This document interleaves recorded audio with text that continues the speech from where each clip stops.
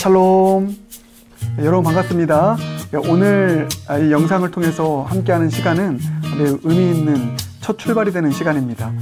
제가 2022년도부터 이제 영락 아카데미가 시작될 거다 이렇게 몇 번이나 말씀을 드렸죠. 2022년도부터는 영락 아카데미가 시작이 됩니다. 그 첫 출발이 오늘 이 시간인데요. 영락 아카데미는 크게 두 가지 트랙으로 이렇게 이루어지게 됩니다. 먼저는 온라인을 통해서 온라인 영상을 통한 교육이 이루어지고 있고요. 또 하나는 오프라인 이 모임이 있습니다. 오프라인 교육은 봄학기와 가을학기, 봄학기는 3, 4월, 또 가을학기 9월, 10월 이렇게 교회에서 모여서 페이스 투 페이스 얼굴을 맞대며 교육하는 시간을 갖습니다. 영락 아카데미의 목적은 단 한 가지죠. 우리를 예수 닮은 제자로 세워가는 것입니다. 예수님을 닮은 제자가 되기 위해서 제자들이 예수님과 동고동락하며 제자 훈련을 받았던 것처럼 우리도 그런 훈련의 시간들이 필요한 것이죠.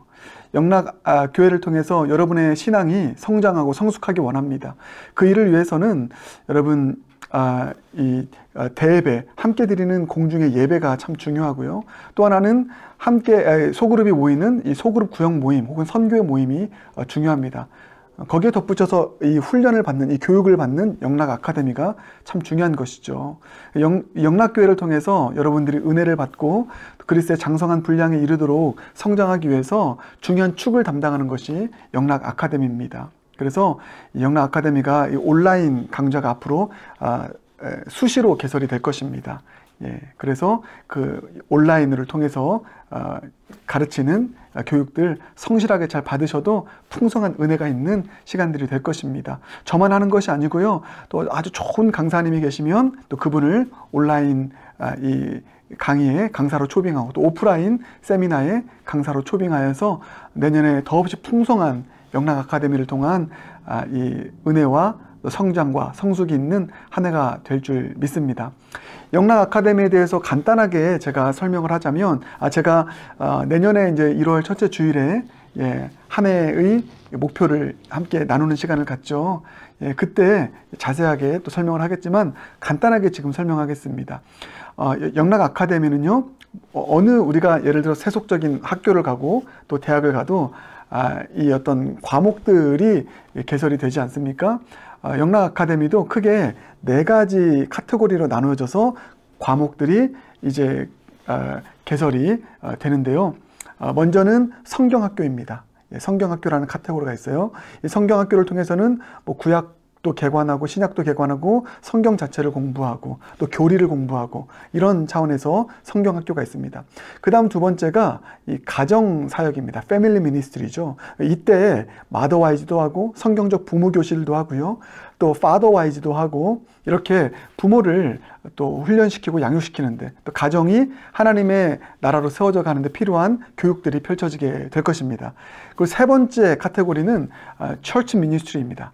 교회 사역입니다. 이때 직분자 교육들이 많이 이루어지게 되는 것이죠. 그러니까 오늘 하게 될 이 대표기도 교육 역시 그 직분자들이 감당해야 될 중요한 사명 중에 하나가 공예배의 대표 기도자로 서는 것인데 그것을 교육하는 시간입니다. 그래서 이 철치 미니스트리에서 여러 가지 뭐 신임 서리집사 교육도 하고요, 또 장로 교육도 하고요, 권사 교육도 하고요, 직분자 교육도 하고요, 또 여러 가지 또 어떤 팀 사역에 관련된 사역 부서에 관련된 어떤 중요한 사역적인 그런 훈련들 받는 시간을 갖겠습니다.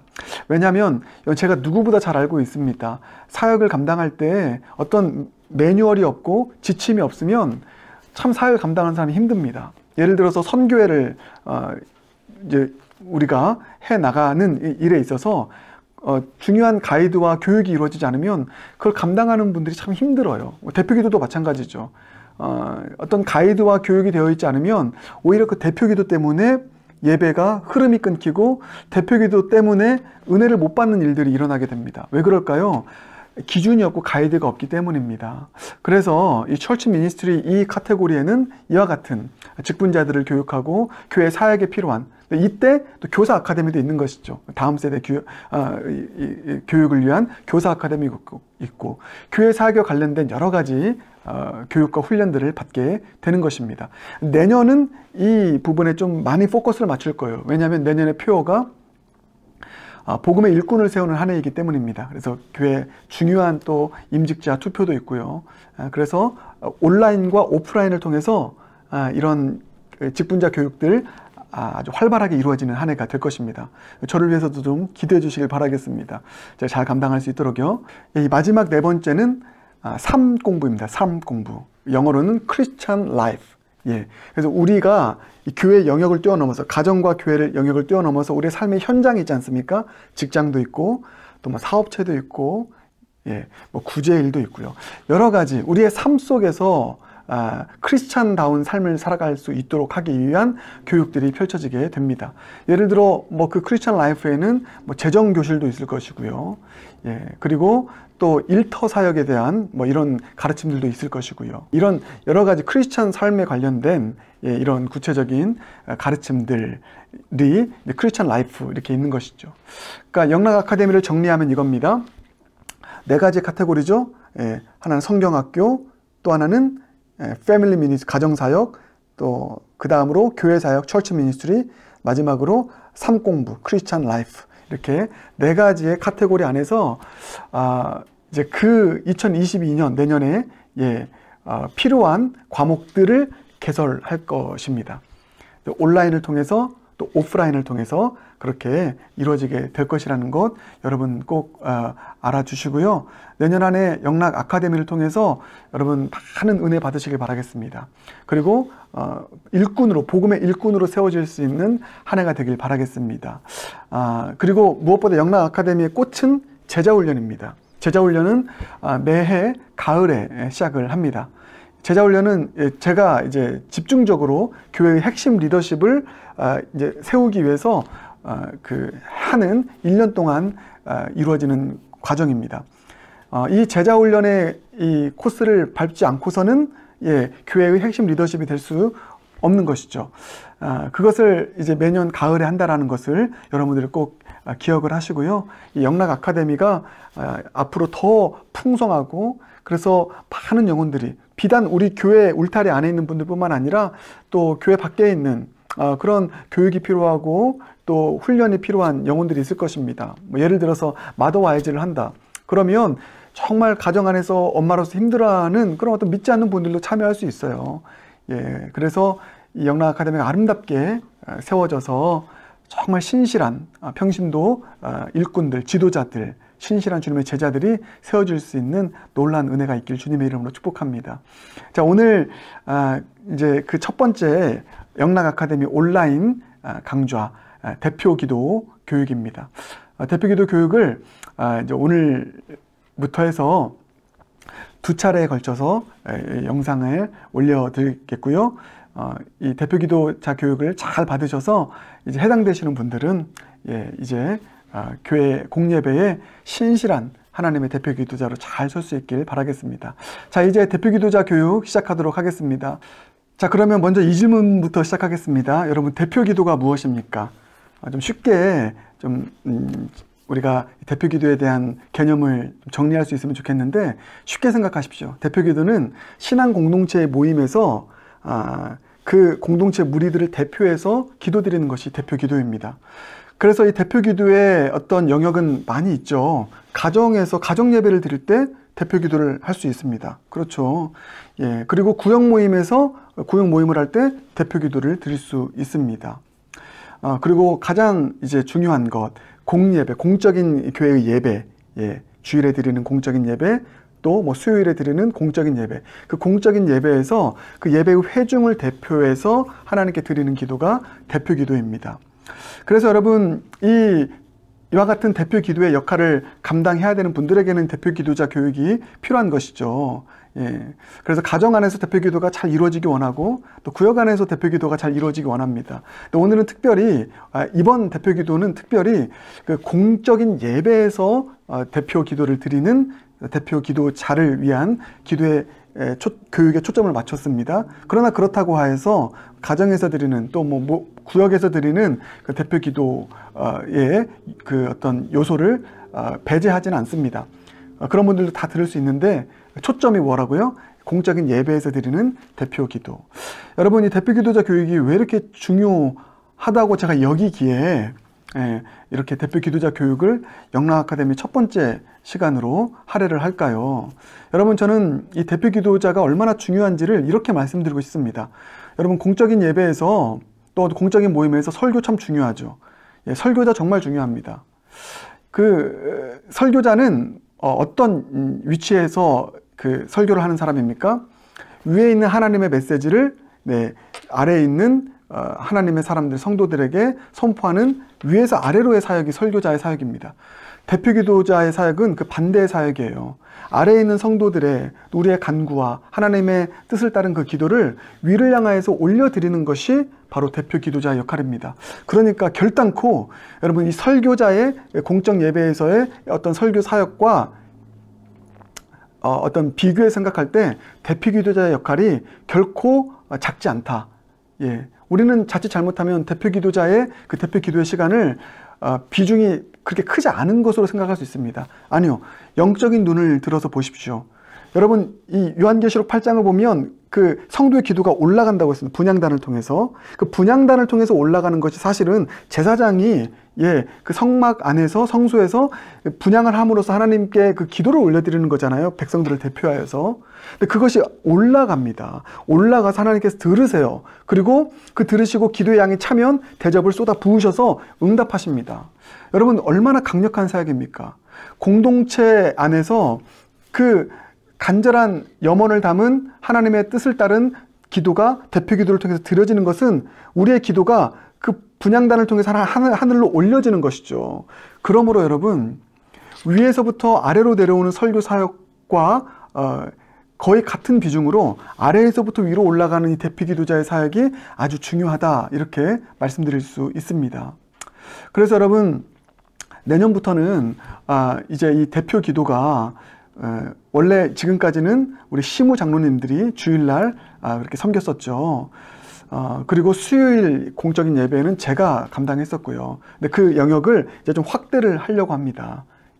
대표 기도자가 담임 목사와 시무 장로님만 하는 것이 아니라 조금 더 확대하여서 그 대표 기도의 사명을, 그 중요한 사명을 감당할 수 있도록 하는 것. 그래서 교육을 하는 것입니다. 여러분, 그렇다면 대표 기도는 누가 하는 것인가? 이 부분 다음으로 살펴보겠습니다. 이게 여러분이 지금 대표 기도자 교육을 받는 이유이기도 한데요. 자, 대표 기도는 누가 했습니까? 성경에서 누가 대표 기도해라, 공적인 모임에서 이렇게 직접적으로 명시하지 않습니다. 그러나 자, 먼저 구약부터 살펴보겠습니다. 구약을 살펴보면 자, 이 회중을 대표해서 어떤 모임 가운데서 대표해서 기도를 드린 기도자가 있습니다. 크게 세 부류입니다. 이게 누구죠? 왕이 대표 기도를 드렸습니다. 그 대표적인 사람이 솔로몬이죠. 열왕기상 8장을 보면 성전 봉헌식을 하고 대표해서 기도를 드립니다. 왕이 그 대표 기도를 했었고요. 또 하나는 제사장입니다. 아까도 말씀드렸지만 제사장이 분향단에서 분향을 하는 행위가 바로 주님 앞에 기도를 올려드리는 아주 고유의 사역이죠.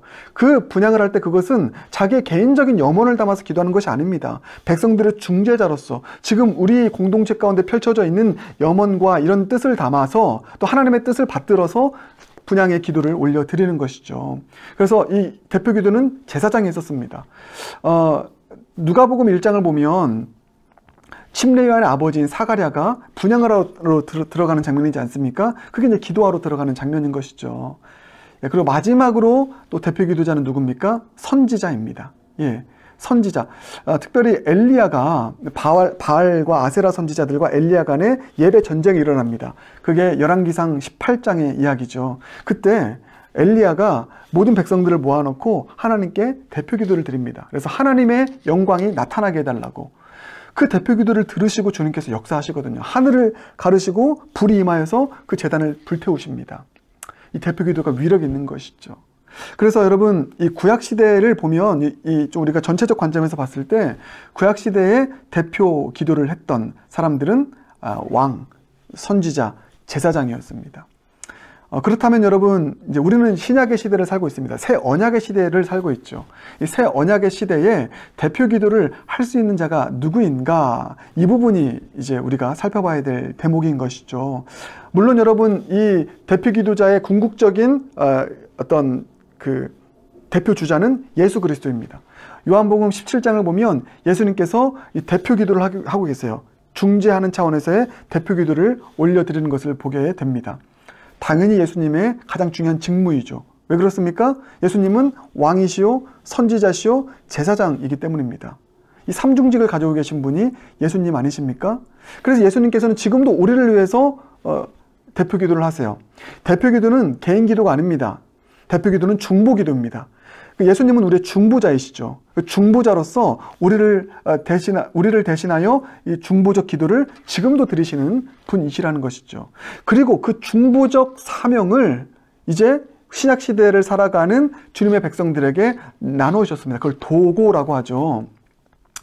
여러분, 그 사명을 누구에게 주셨습니까? 이게 이제 누가 대표 기도자가 될 것인가에 대한 정확한 성경적인 지침이 되는데, 놀랍게도 여러분 너무 잘 알고 있지만 베드로전서 2장 8절 9절을 보면, 그러나 너희는 택하신 족속이요 왕같은 제사장들이요 거룩한 나라요 그의 소유가 된 백성이니.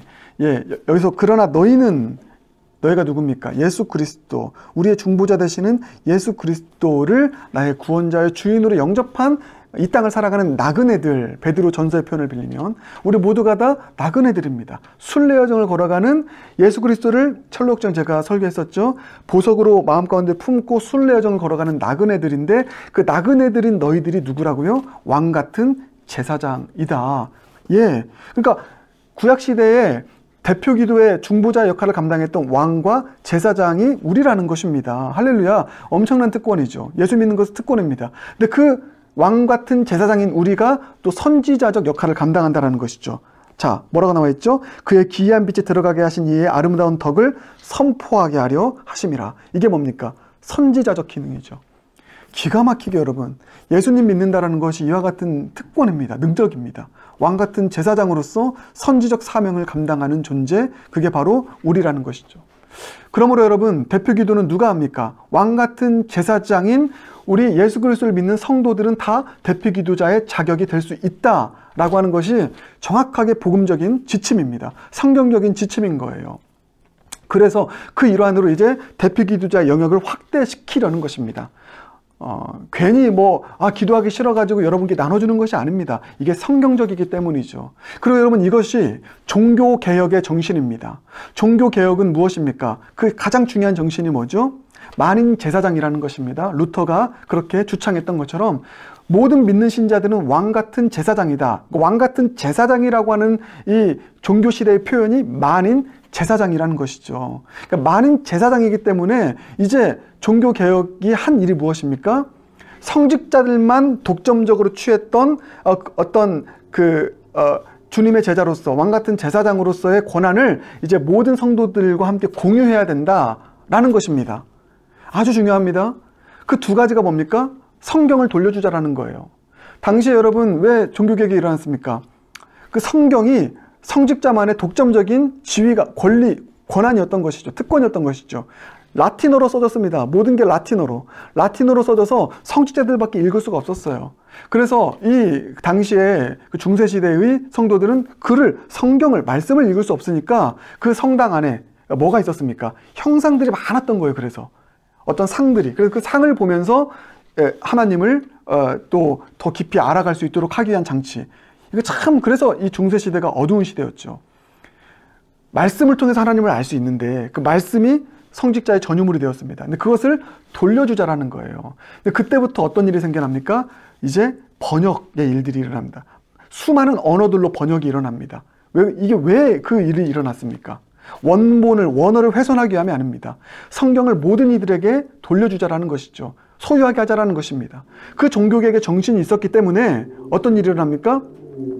우리 한국에도 한국어로 성경이 번역되어서 우리에게까지 읽혀지는 일들이 일어나게 된 것이죠. 그러므로 여러분, 우리가 정말 왕같은 제사장이라면 우리는 우리 스스로 말씀을 읽고 묵상하고 적용할 수 있는 은혜의 자생력을 가진 자들이 돼야 된다는 것입니다. 목사님의 설교만 들으면 안 됩니다, 여러분. 목사의 설교는 완벽하지 않습니다. 우리의 모든 신앙생활이 목사의 설교에만 의존하는 신앙생활이라면 그게 사실 중세시대의 신앙생활인 것이죠. 여러분에게 그 특권이 있습니다. 말씀을 가지고 말씀을 붙잡고 그 말씀이 실제되도록 믿음으로 선포하며 나아갈 수 있는 특권이 있는 거예요. 그 또 하나가 무엇입니까? 기도를 이제 모든 사람들에게 이 기도의 그 권능과 권한을 나눠주자라는 것입니다. 그 대표적인 그래서 개혁의 조치가 무엇입니까? 이 고해성사의 제도에 반대한 것입니다. 고해성사, 나의 죄악을 누구에게 맡깁니까? 이 신부님에게 말하는 거잖아요. 신부님이 대신해서 기도해주고 그와 같은 것은 옳지 않다, 성경적이지 않다라는 것입니다. 기도는 우리 모두가 다 왕 같은 제사장으로서 주님 앞에 대표 기도할 수 있는 자다. 예. 그래서 주 예수 그리스도의 이름으로 기도하고 선포하는 거예요. 여러분의 자녀를 위해서 왜 대표 기도할 수 없습니까? 가정에서 영적인 제사장인 아버지가 대표 기도할 수 있는 것입니다. 그렇죠. 예, 그럴 수 있어요. 왕 같은 제사장이니까요. 여러분, 이 사실을 우리가 좀 마음에 깊이 품을 수 있길 바라겠습니다. 그래서 히브리서 4장을 보면 우리가 그의 긍휼하심을 잊고 때를 따라 돕는 은혜를 얻기 위하여서 은혜의 보좌 앞에 담대히 나아갈 것이니라, 이런 말씀이 있습니다. 왜 이런 말씀이 나왔습니까? 우리 모두가 다 왕같은 제사장으로서 지성소까지 들어가 예수 이름으로 기도할 수 있는 대표 기도자가 되었다라고 하는 것을 의미하는 것이죠. 여러분, 그런 차원에서 공동체를 대표해서 중보적 기도를 드릴 수 있는 대표 기도자는 누가 될 수 있습니까? 답해 보시죠. 왕같은 제사장인 우리 모든 믿는 성도들인 것입니다. 우리 모두가 다 이런 중보 기도자로서의 대표 기도의 역할을 감당할 수 있다라고 하는 사실을 잊지 않으시길 바라겠습니다. 그래서 복음적인 교회일수록 어떤 현상이 일어나냐면 훌륭한 중보 기도자들, 대표 기도자들이 많이 세워진다라는 것입니다. 기도가 우리만의 특권, 그러니까 목회자만의 특권이 아니라는 것입니다. 어떤 특별한 장로님들만의 특권이 아니라는 것입니다. 그런 일환에서 여러분 시작하는 거예요. 부담이 되더라도 따라오셔야 되는 것입니다.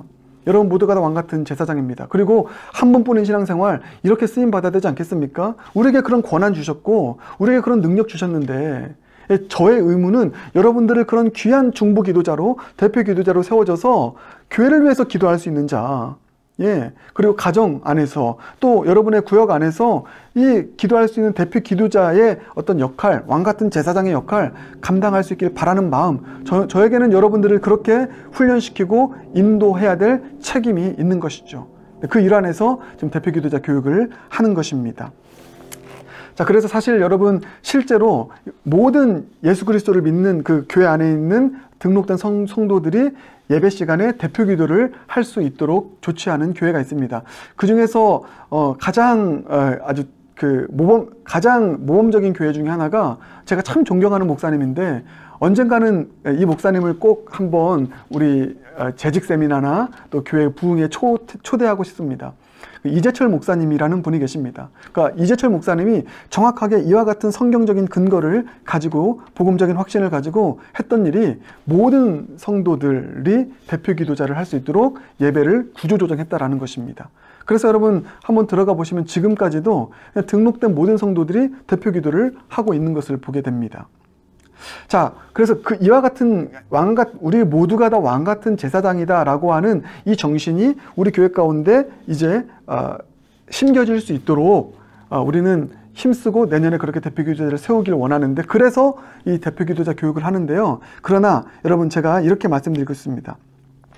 저도 마음 같아서는 모두를 다 세우고 싶어요. 교회를 등록한 예수님을 믿는 자들은 모두 다 세우고 싶습니다. 그러나 이게 보니까 단계가 있더라고요. 갑작스럽게 하는 것, 또 모두를 세우는 데는 실질적으로 위험이 따른다라고 하는 사실을 너무나 잘 알고 있습니다. 실질적인 이건 목회를 감당하면서 얻게 된 교훈이기도 한데요. 여러분이 대표 기도자를 아까 말씀드렸죠. 세우는 것 아무나 해서는, 누구나 할 수 있지만, 이렇게 말씀드릴게요. 누구나 할 수 있지만 아무나 해서는 안 됩니다. 왜냐하면 아까 말씀드렸듯이 대표 기도자는 위에서 아래로 하나님의 뜻을 전하는 설교에 버금갈 정도로 아래에서 위로 올라가는 어떤 그런 사역을 감당하는 너무나 중요한 위치에 있기 때문에 왕같은 제사장인 평신도들 누구나 할 수 있지만 아무나 해서는 안 된다. 준비되지 못하고 또 기준 없고 또 질서 없이 그 일들을 이룬다면 대표 기도를 통해서 오히려 예배가 흐트러지게 되고요. 예배가 혼란스럽게 되고요. 잘못된 대표 기도로 말미암아서 예배가 망치게 되는 경우를 적지 않게 보게 됩니다. 아마 여러분들도 그런 경험과 우려가 있을 수도 있을 것입니다. 많은 교회 가운데 일어나거든요. 왜 그렇습니까? 어떤 기준이 없는 거예요. 질서가 없는 것입니다. 그냥 뭐 직분 받았으니까 대표 기도하세요. 근데 했는데 막상 대표 기도가 정말 하나님께서 원하시는 중보 기도자의 모습이 아닙니다. 혹은 등록은 했는데 정말로 예수 그리스도를 믿는 어떤 신앙이 아니라 어떤 다른 깊은 어떤 회심의 체험이 없이 등록되고 교회를 다니는 경우도 있지 않습니까? 그로 말미암아서 오게 되어지는 그 기도의 어떤 질적인 하락, 영적인 그 기도의 하락 현상이 나타나기 때문에 그래서 좀 기준을 두자라는 것입니다. 그 대표적인 성경적인 예가 사실은 이 고린도 교회이죠. 고린도 교회, 고린도전서 14장을 보면 이와 같은 현상이 일어납니다. 방언과 통변과 예언에 대한 이야기를 하고 있는데 방언 역시 기도의 일환 아닙니까? 근데 그 고린도 교회가 은사가 많은 교회여서 방언 기도하는 사람들이 많았습니다. 근데 예배 시간에 어떤 일이 일어났냐면 무질서하게 막 나와서 이 방언 기도하고 저 방언 기도하고 여기서 통변하고 막 이런 일들이 일어나는 것입니다. 근데 그것이 오히려 교회 질서를 파괴하고 무너뜨리게 되는 일들이 일어나게 된 것을 보게 됩니다. 그래서 여러분, 대표 기도자는 누구나 할 수 있지만 아무나 할 수 없다. 기준과 질서가 필요하다. 그리고 스텝 바이 스텝이 필요하다. 모두가 다 왕같은 제사장으로서 대표 기도할 수 있는 어떤 특권과 권한이 있지만 우리 영락교회가 지혜롭게 접근하기 원합니다. 그래서 제가 기준을 정했습니다. 내년에 이렇게 정리하시면 됩니다. 주일 예배는 여전히 우리 시무 장로님들께서 하십니다. 그런데 주중에 수요 예배를 누가 하냐? 자, 수요 예배는 이 기준으로 가지고 하겠습니다. 안수받아서 세워진 분들, 안수집사님들과 또 권사님들 의미하는 거겠죠. 이 안수집사님들과 권사님들이 이 수요 예배를 이제 대표 기도자로 섬길 수 있도록 그렇게 2022년도에 가도록 하겠습니다. 여러분, 제가 이 말씀 드릴게요. 그 대표 기도를 감당하시는 분들에게 먼저 말씀드리고 있습니다. 당부하고 싶습니다. 여러분, 내년에는 안수집사님들과 권사님들이 대표 기도를 한다고 해서 그것을 결단코 특권의식으로 생각하시면 안 됩니다. 이 정도의 직분을 받았기 때문에 우리만이 할 수 있어 라고 하는 생각은 매우 위험한 생각이라는 사실을 꼭 기억하시길 바라겠습니다. 특권의식이 있으면 안 된다라고 하는 걸 꼭 여러분 기억해 주시고요. 질서를 위해서 그렇게 하게 된다라는 것을 기억해 주시길 바라겠습니다. 그리고 대표 기도를 하지 못하시는 분들에게 있어서 여러분 영적인 열등감 절대 갖지 마십시오. 여러분, 저는 이렇게 생각합니다. 아니, 이렇게 믿습니다. 직분을 받으면 받을수록 그 사람은 더 낮은 자가 되는 거예요. 그렇죠. 직분이 계급이 아닙니다. 결단코 그렇지 않습니다. 그리고 하나님의 때가 있는 거죠. 분명히 하나님께서 하나님의 때가 되면 여러분들을 또 직분을 주실 것입니다. 그런데 그 직분이 결코 계급이 되어서는 안 되고요. 그 직분이 특권의식이 되어서는 안 된다. 이 사실을 간곡하게 요청드리고 싶습니다. 혹시라도 내년에 수요 예배에 세워지는 대표 기도자가 안수집사님들과 권사님들로 한정되어 있는 이 사실을 불편하게 여기지 않길 바라겠습니다. 질서대로 그렇게 가길 원하고 또 기준이 필요하다라는 것, 그것을 염두에 두고 함께 순종함으로 따라와 주시면 감사하겠습니다. 그리고 더 중요한 게 이제 교육이 필요한 것이죠. 여러분, 안타까운, 제가 왜 이 교육을 준비한지 아십니까? 기도가 제일 어려워요. 인정하시죠? 모든 사역 가운데 기도 사역이 가장 어렵습니다. 그래서 어떤 차원에서는 한평생 30년, 40년 신앙생활을 했는데도 이 기도의 꽃은 중보기도거든요. 그리고 중보기도의 외적인 표식은 대표기도인데 한평생 신앙생활을 했는데도 이 대표기도를 할 수 없는 어떤 신앙의 상태에 있는 분들이 있다라는 것입니다. 영락교회는 없을 거라고 저는 믿습니다.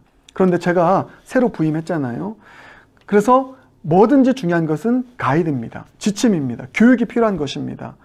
그 일환으로 교육을 시작하는 것이니 이 교육은 꼭 들으셔야 되는 것이고요. 아직 내가 안수집사와 또 권사가 되지 않은 분이라고 해서 나는 안 들을래. 여러분, 그러지 마십시오. 여러분도 다 그렇게 나중에 되지 않겠습니까? 그것을 소망한다면 지금부터 준비하는 것이죠. 그런 일환에서 이 교육이 이루어진다라고 하는 것을 여러분 꼭 기억하시길 바라겠습니다. 대표 기도자 교육 첫 번째 시간 오늘로 마무리하도록 하겠습니다. 다음 시간에 계속 이어서 대표 기도자 교육에 대한 이야기 이어가도록 하겠습니다. 감사합니다.